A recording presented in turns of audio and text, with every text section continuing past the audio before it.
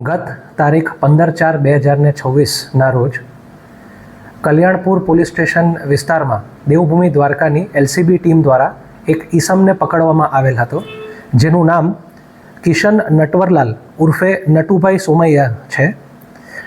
આ ઈસમ પોતાના આર્થિક ફાયદા માટે આસપાસના જે વિસ્તાર છે, ગ્રામ્ય વિસ્તાર કલ્યાણપુરના, ત્યાંથી લોકોની પાસેથી આધાર કાર્ડ, સહીના નમૂના, ફોટો તેમજ રોકડ રકમ આ તમામ વસ્તુ લઈને તેઓને બોગસ આરટીઓ દ્વારા ડ્રાઇવિંગ લાઇસન્સ બનાવવાની કામગીરી કરતા હતા.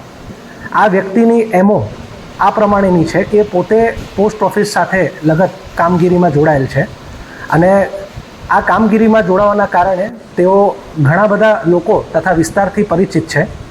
દરેક જગ્યાએ તે જઈને આ 3-4 વસ્તુઓ એકત્ર કરીને આરટીઓના લાઇસન્સ બનાવી આપશે એવી ખાતરી આપતા હતા.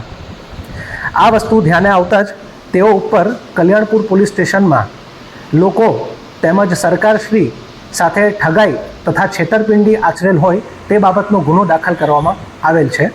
આ વ્યક્તિને જ્યારે પકડવામાં આવેલ છે ત્યારે તેની પાસેથી 12 નંગ બોગસ ડ્રાઇવિંગ લાઇસન્સ કબજે કરવામાં આવ્યા છે, 5200 રૂપિયા રોકડા તેમજ મોબાઈલ ફોન અને મોપેડ કબજે કરવામાં આવ્યા છે. તપાસ દરમિયાન તેનો મોબાઈલ ફોન ચેક કરતા તેમાં 100થી પણ વધુ આ પ્રમાણેના બોગસ ડ્રાઇવિંગ લાઇસન્સ તેના દ્વારા બનાવવામાં આવેલ છે એ વિગત સામે આવી છે. હાલ તેના રિમાન્ડ માટેની તજવીજ જારી છે અને તપાસમાં જેમ જેમ ખુલશે તે પ્રમાણેના આગળ અમે કાર્યવાહી કરીશું.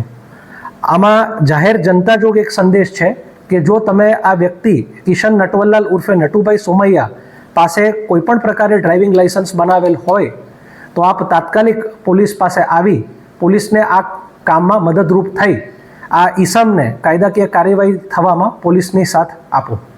સર, આરોપી કેટલાક સમયથી આ રીતનું છેતરપિંડી કરતો હતો?